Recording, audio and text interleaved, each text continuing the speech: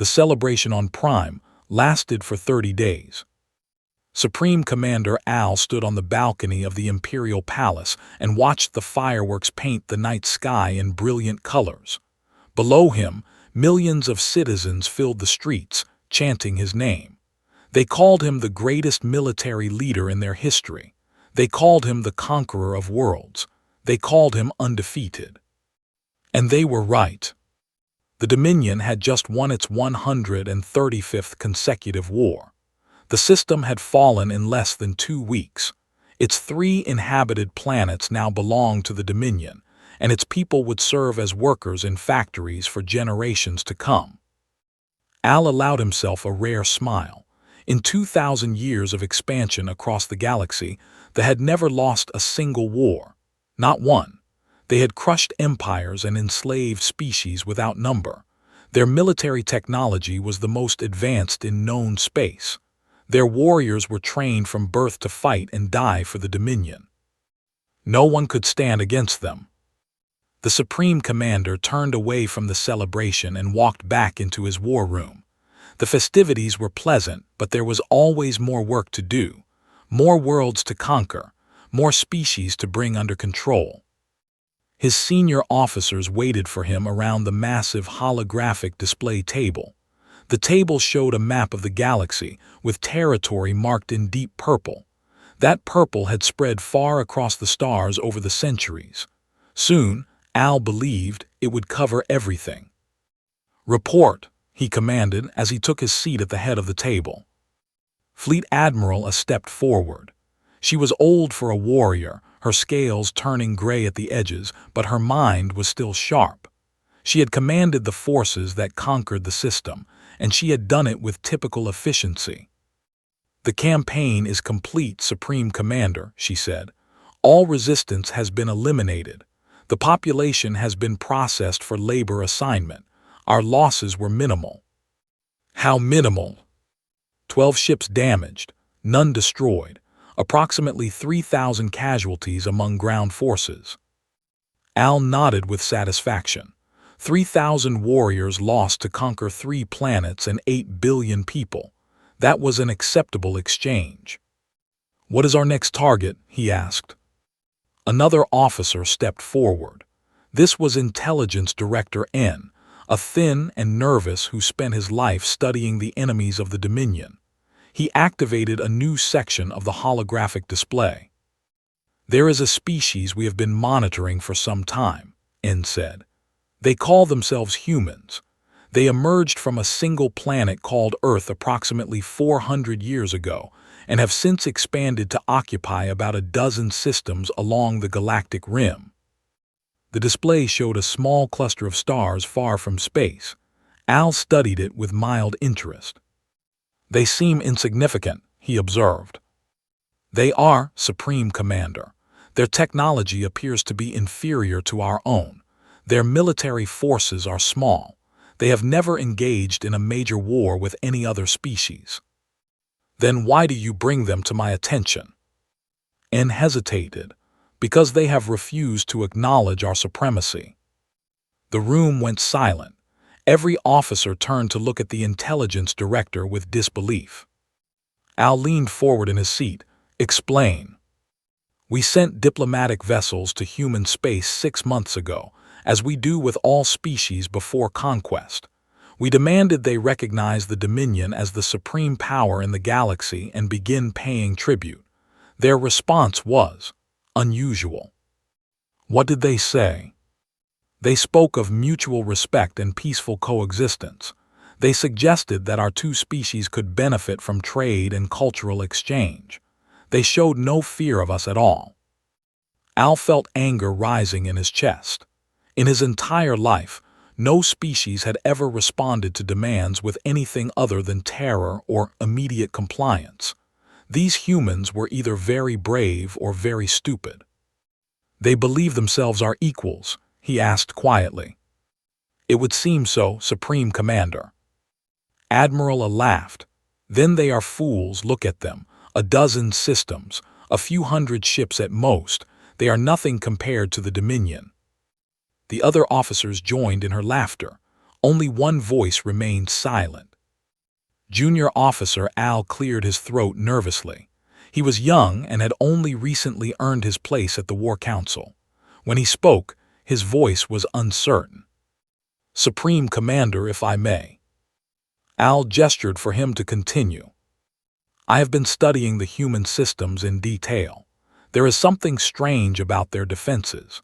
For a species that claims to be peaceful and has never fought a major war, they have an unusual number of military installations. Their border stations are heavily fortified. Their shipyards produce more vessels than a peaceful species would need." The laughter in the room died down. A looked at the young officer with irritation. "What are you suggesting?" she demanded. "I am only suggesting that we should be cautious. The humans may not be as weak as they appear." Al considered this for a moment, then dismissed it with a wave of his hand. "You are young, Al. You have not yet learned that appearances are rarely deceiving in matters of war. A species that cannot win wars does not invest in military power. The humans have never conquered anyone. They have never defended against a serious attack. Their fortifications are probably defensive measures against pirates and nothing more." "But Supreme Commander." "Enough." Al stood and addressed the full council. "The humans have insulted us with their talk of equality and peaceful coexistence.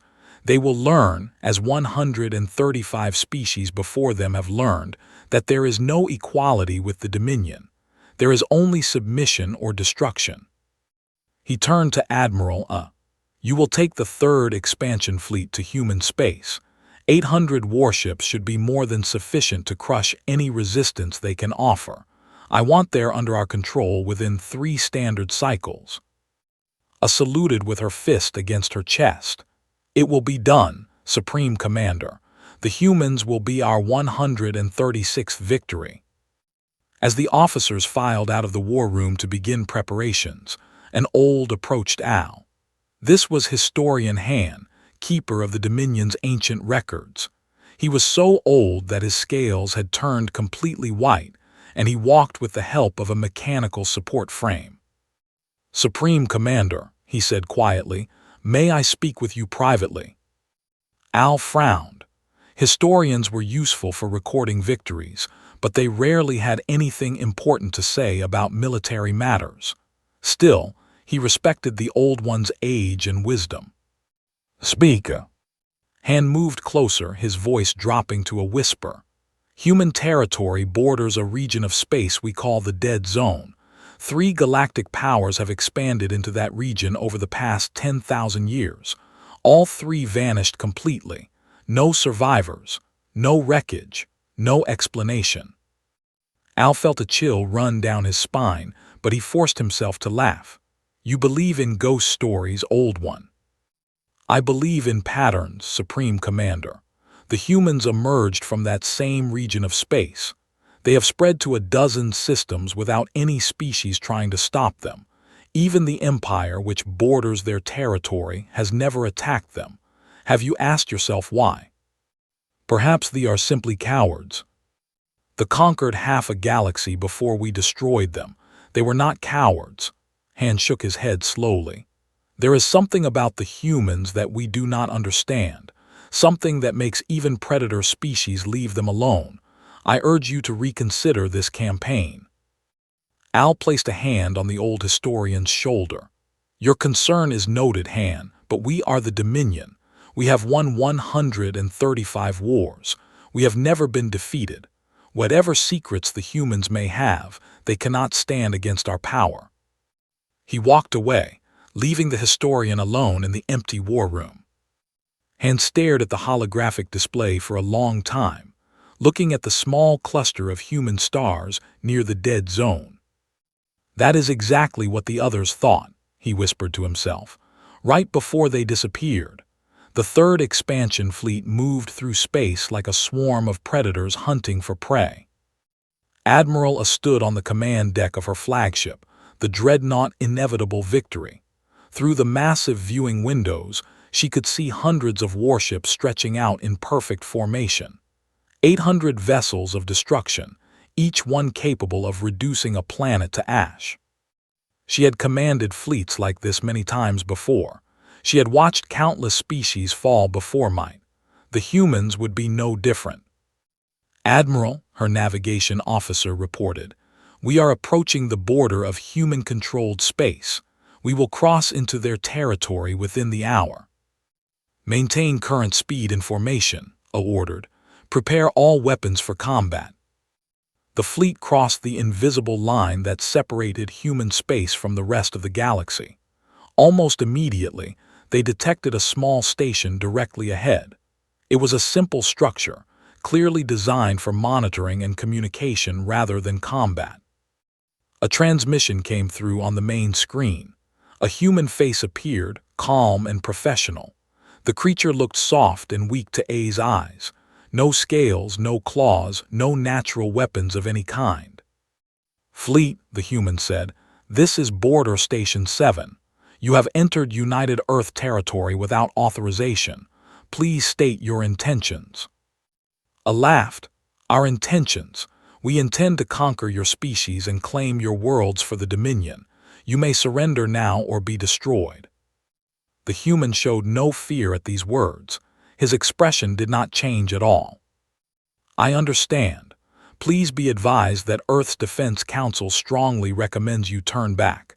Continuing on this course will result in the complete destruction of your fleet.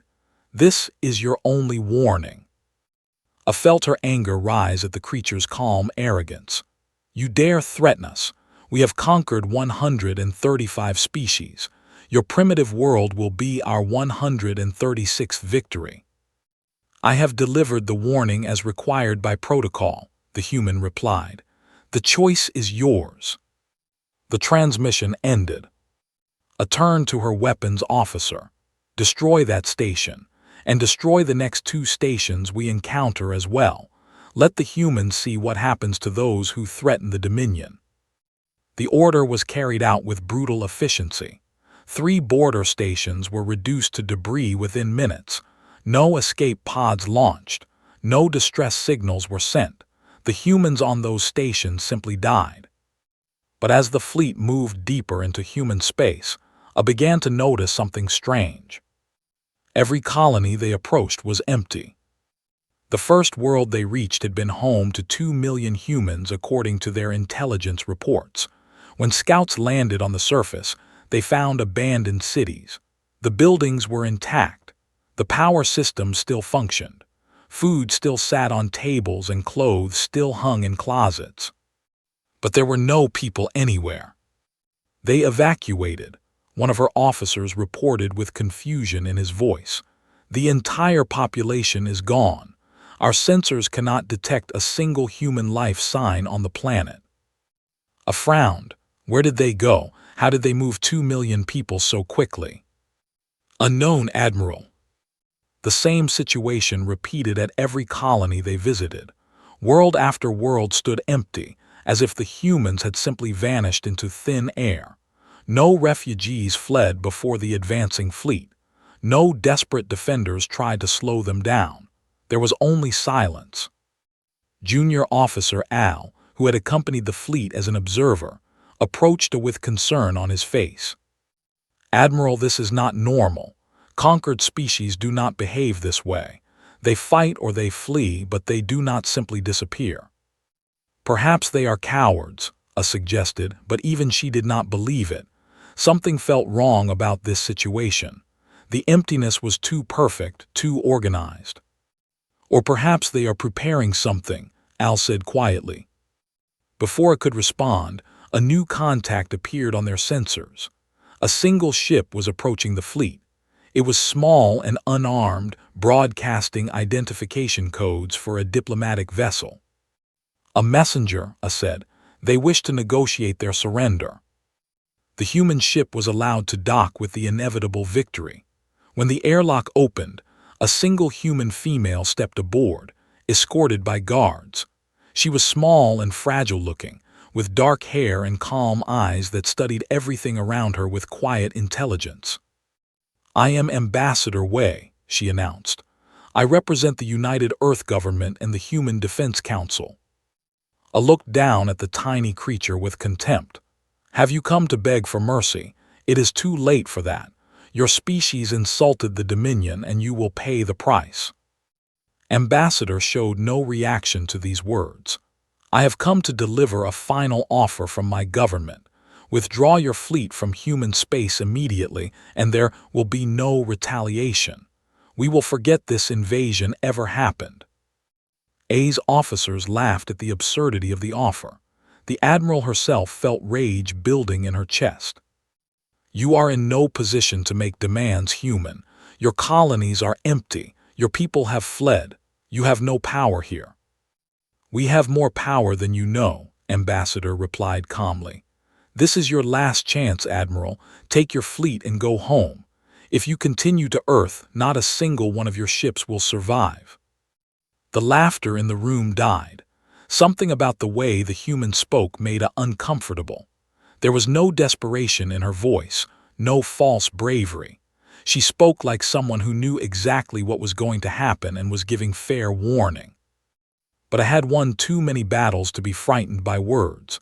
She had destroyed fleets and conquered empires. She would not be intimidated by a soft creature from a single planet. "Take her to the holding cells," A ordered. "She will witness the conquest of her from a prison cell. Then she will be taken back to Prime as a trophy for the Supreme Commander." The guards seized Ambassador and began to drag her away.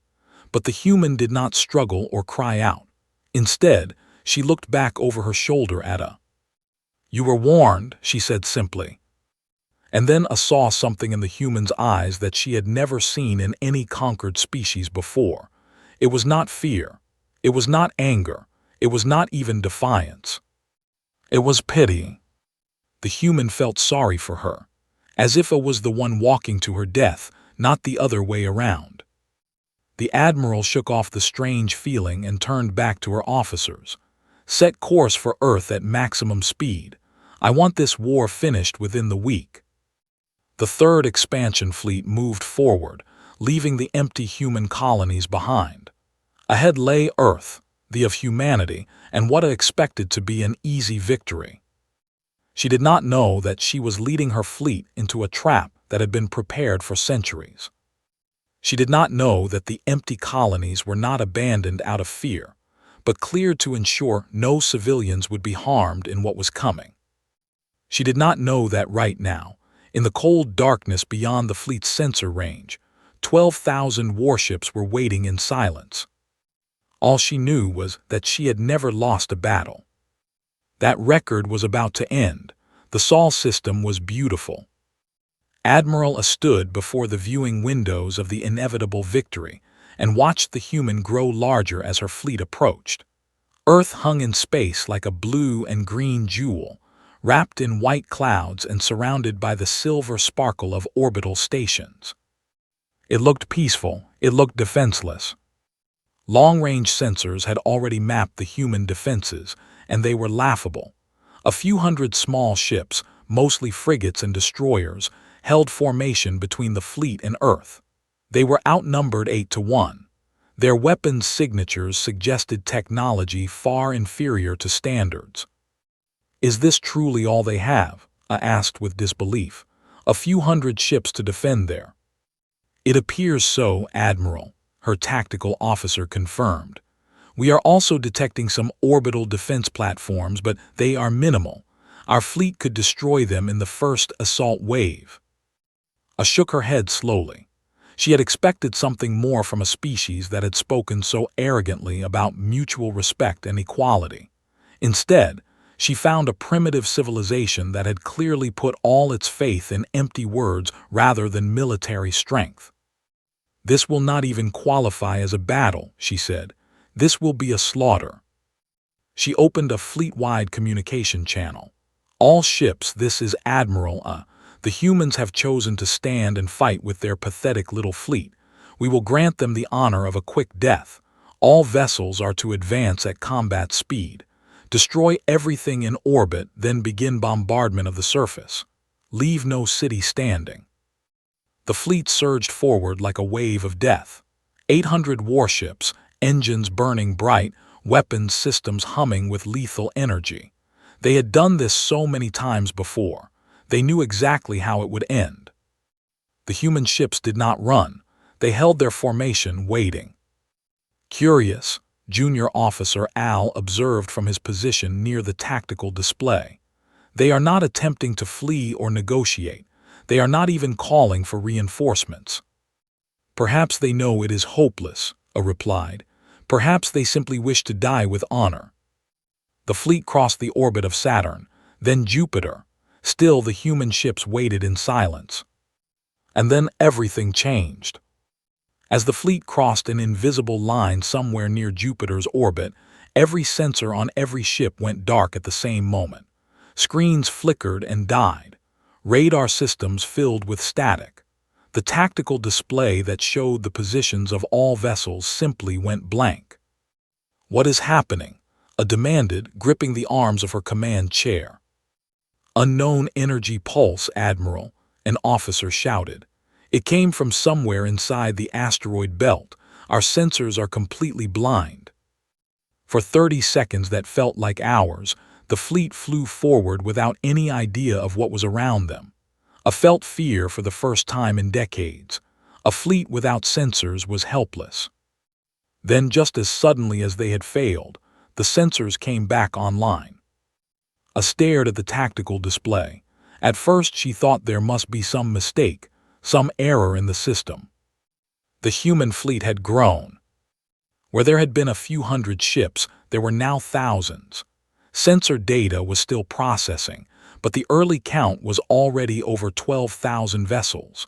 They were emerging from everywhere at once, from the asteroid belt, from hidden bases beneath the ice of Jupiter's moons, from massive facilities that had been completely invisible until now. And these were not the small frigates they had detected before. These were warships of enormous size and power, dreadnoughts that dwarfed even the inevitable Victory, carriers launching swarms of fighter craft, battleships bristling with weapons that did not match any known technology in databases. "Impossible," I whispered. "This is impossible." "Admiral, the original human ships we detected are changing," an officer reported with panic in his voice. They were projections, holographic decoys. The real fleet was hiding behind them. Junior Officer Al spoke up, his voice surprisingly calm. It was a trap. The evacuated colonies, the minimal defenses, the diplomatic vessel, all of it was designed to make us feel confident, to draw us deep into their territory where we could not retreat. A's mind raced through options. Fight against a force that outnumbered them 15-1. That was suicide, but retreat might be possible. If they turned now and ran at maximum speed, perhaps some ships could escape. "All vessels, reverse course," she ordered.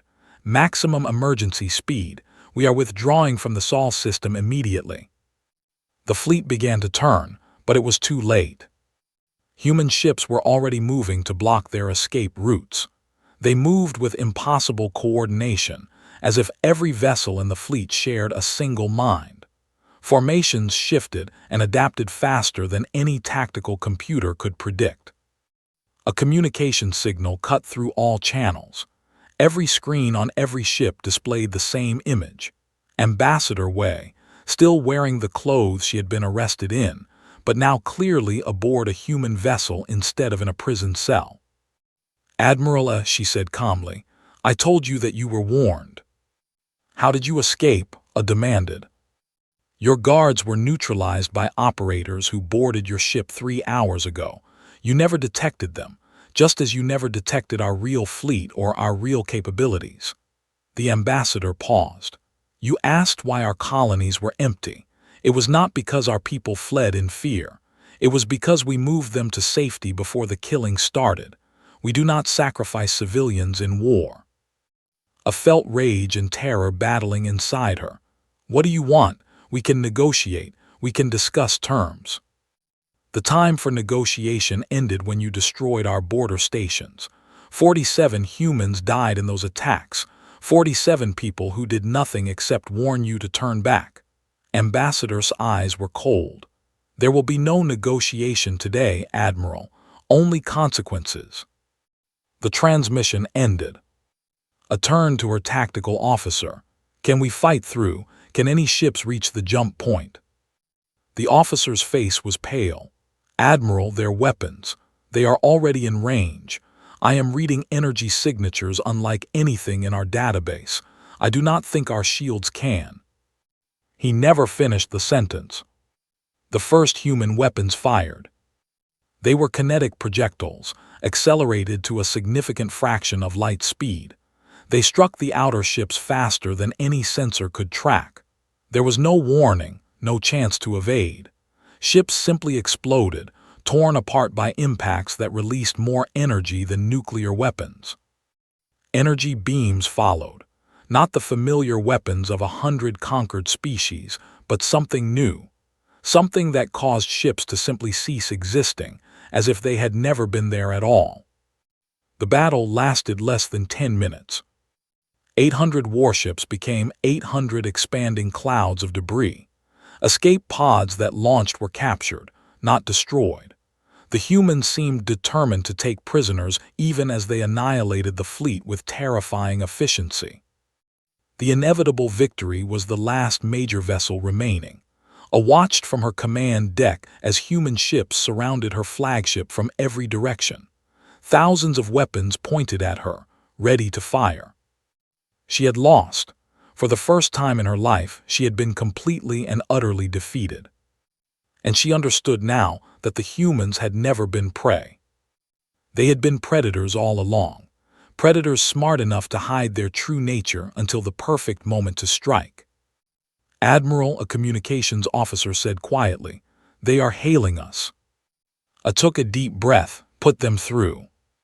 Ambassador appeared on screen once more. "It is over, Admiral. Your fleet is destroyed. Your crew can still survive if you surrender now." I lowered her head in defeat. "I surrender, but please, tell me, why did you hide? Why pretend to be weak?" The ambassador's expression softened slightly, but there was still steel behind her eyes. "Because we learned long ago that peaceful species do not survive in this galaxy. Only the strong survive. So we became strong. Strong enough that no one would ever threaten Earth again." A human boarding party took control of the inevitable Victory within the hour. Admiral and her surviving officers were placed in holding cells. And far away on Prime, Supreme Commander Al received a simple message from deep space. "The third expansion fleet has been destroyed. No survivors. The humans are coming." Panic spread across the Dominion like a disease. Supreme Commander Al stood in the Imperial War Room, surrounded by his highest-ranking officers, and tried to understand how everything had gone so wrong. The holographic display showed the last recorded images from the third expansion fleet, 800 warships being torn apart by weapons that moved too fast to see. "This is not possible," one of the admirals said, his voice shaking. "No species has ever defeated a full expansion fleet. No species has ever destroyed one completely." "The humans have," Al replied coldly. Intelligence reports were flooding in from every corner of the Dominion. The human fleet had not stayed in the Sol system after destroying A's forces. It was moving outward, traveling through space at speeds that scientists insisted were impossible. Every few hours, another sensor station reported contact with human warships. And the numbers kept growing.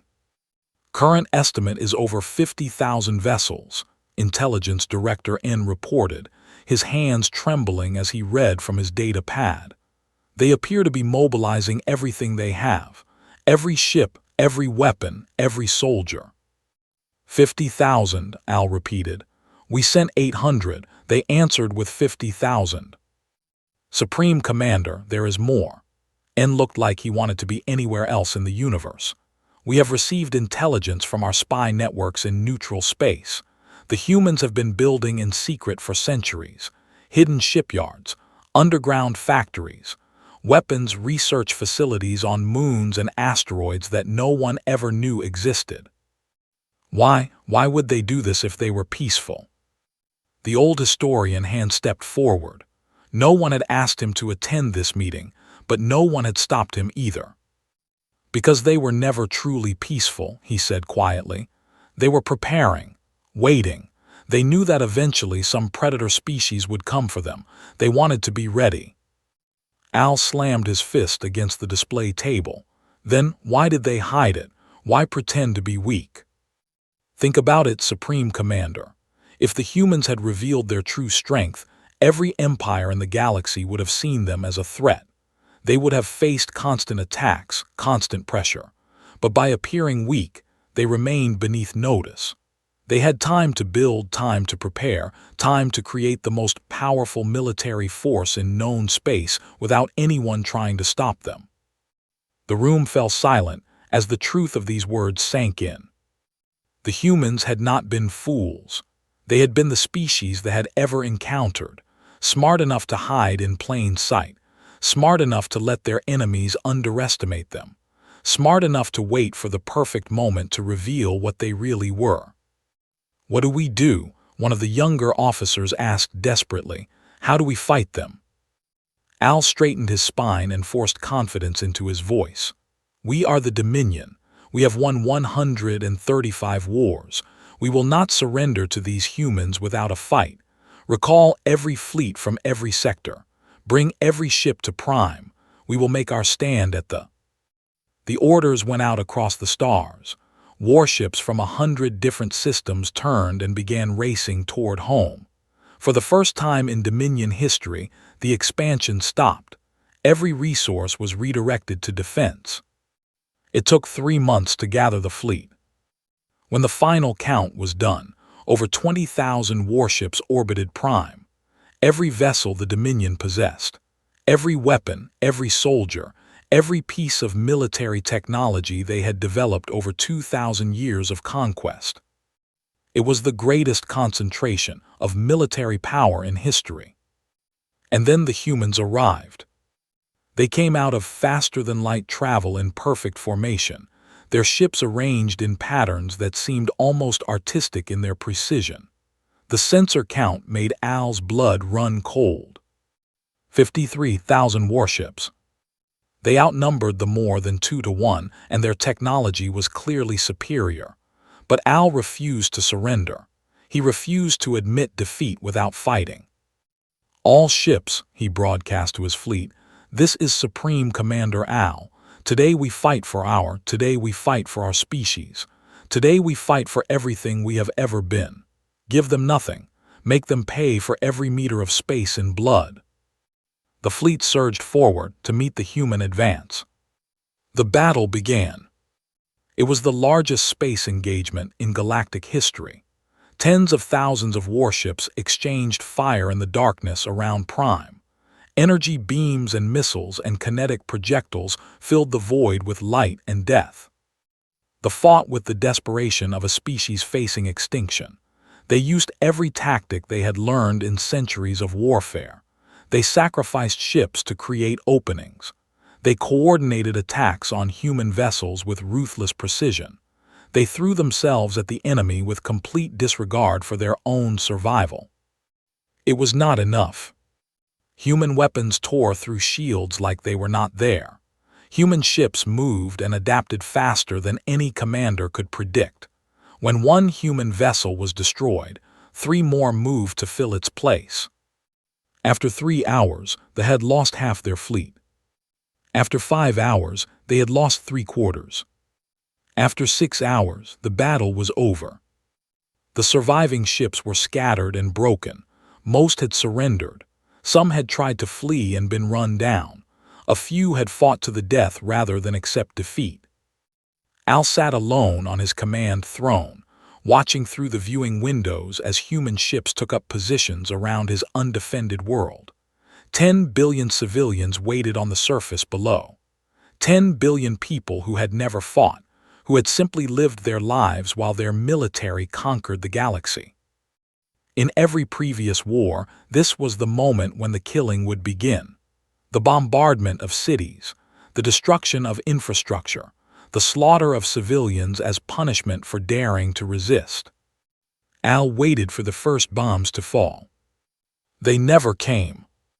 Instead, a communication request appeared on his screen. He accepted it with trembling hands. Ambassador Wei appeared before him once again. She looked tired, as if the last few months had been difficult for her as well. But her eyes were still calm, still certain. "Supreme Commander Al," she said formally, "the military has been defeated. Your fleet is destroyed. You are no longer capable of threatening Earth or any other world. The war is over." "Then finish it," Al replied bitterly. "Destroy our cities, enslave our people. It is what we would have done to you."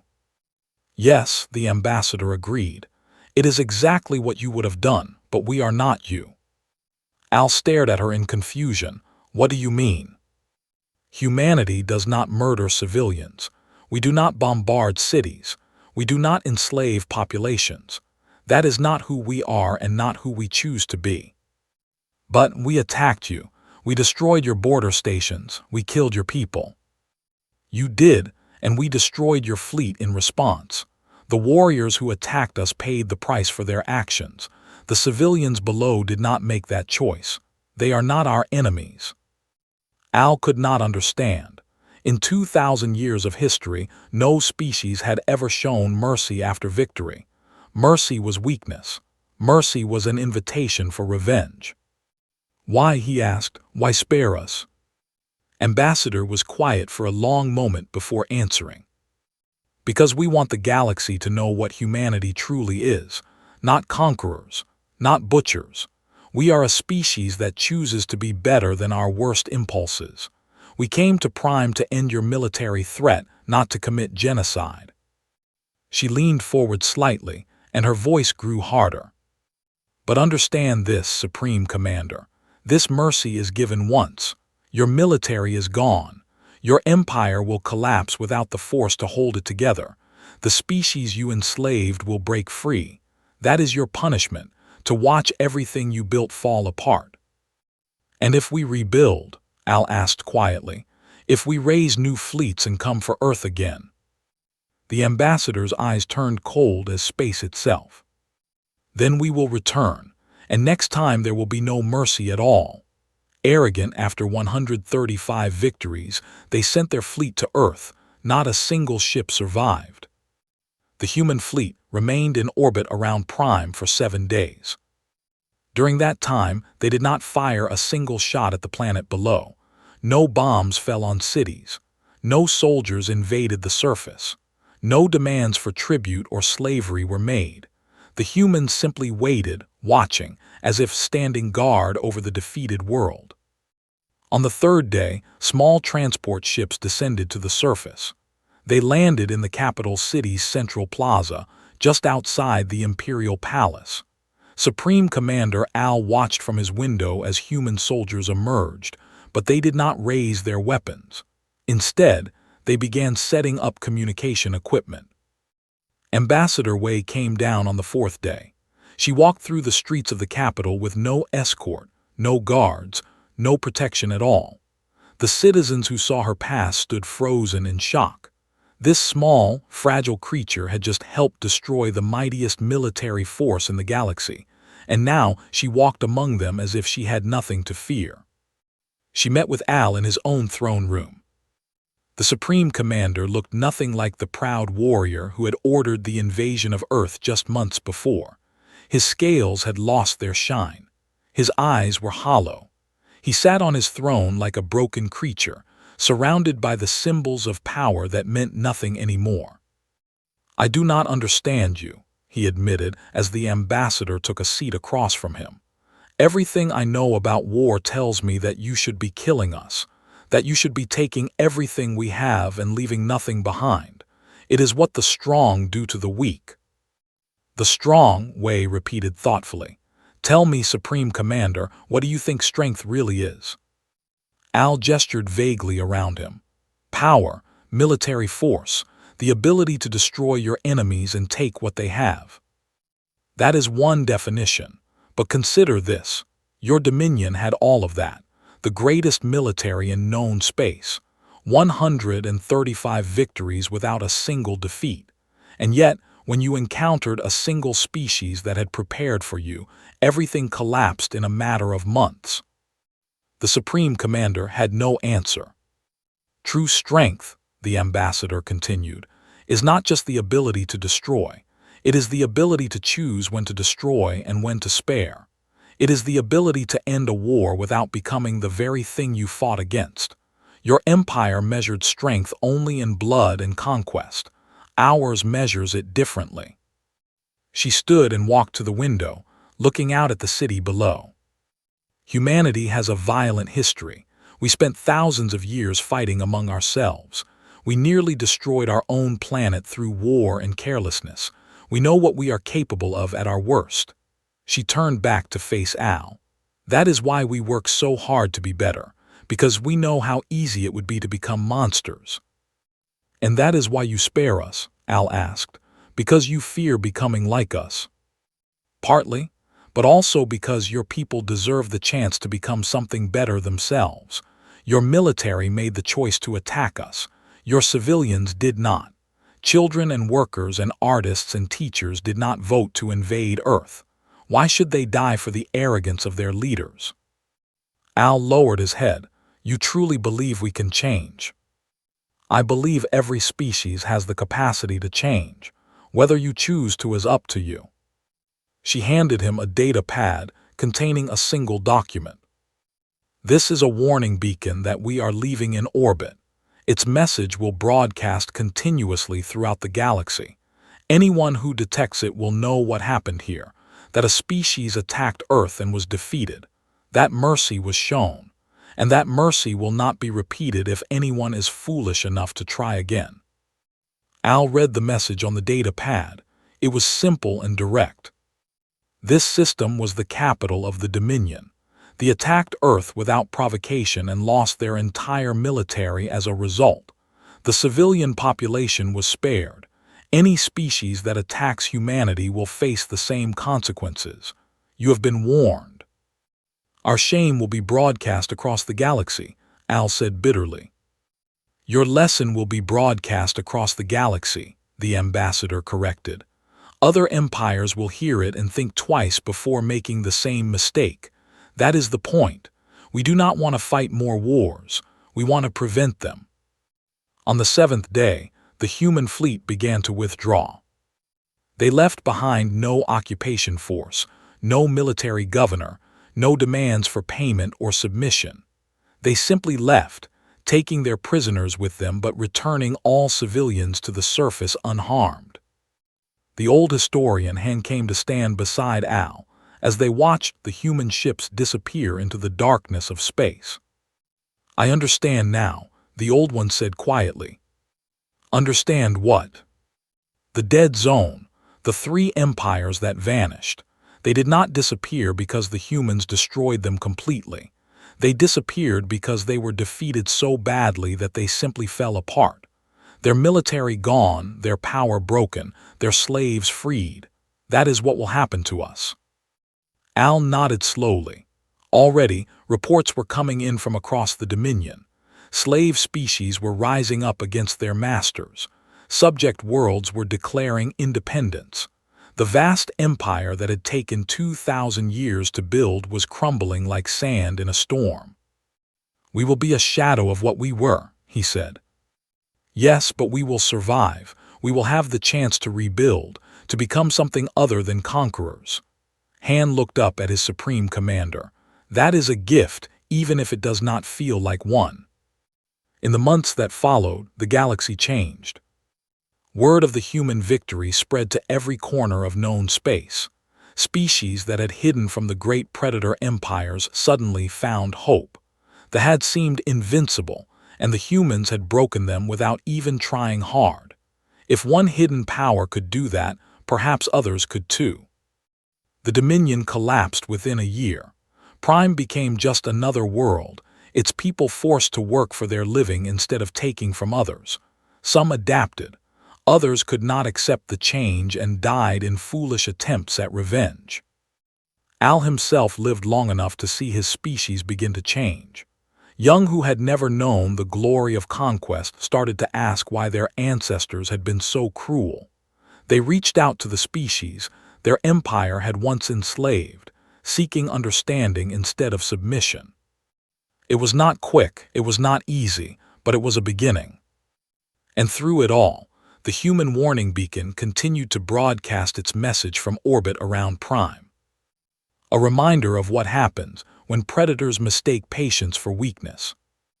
A reminder that somewhere out there, watching from their corner of the galaxy, humanity waited in silence. They did not seek conquest. They did not want war. They were happy to live peacefully alongside other species. But if anyone came for Earth again, they would learn the same lesson that they had learned. Humanity was not prey. Humanity was not weak. Humanity was simply merciful. And mercy, as the now understood, was the greatest strength of all. In a small office on Earth, Ambassador Wei finished reading the latest report from space. The former empire was stabilizing. Trade agreements were being negotiated. Something new and hopefully better was being born from the ashes of conquest. She smiled and looked out her window at the blue sky above. The warning beacon's message would keep broadcasting for centuries. Other species would hear it. Some would be frightened. Some would be curious. Some might even be foolish enough to test it. But Earth would be ready. Earth was always ready. Because humans had learned long ago that the universe was full of predators. And the only way to survive among predators was to be the most dangerous one of all.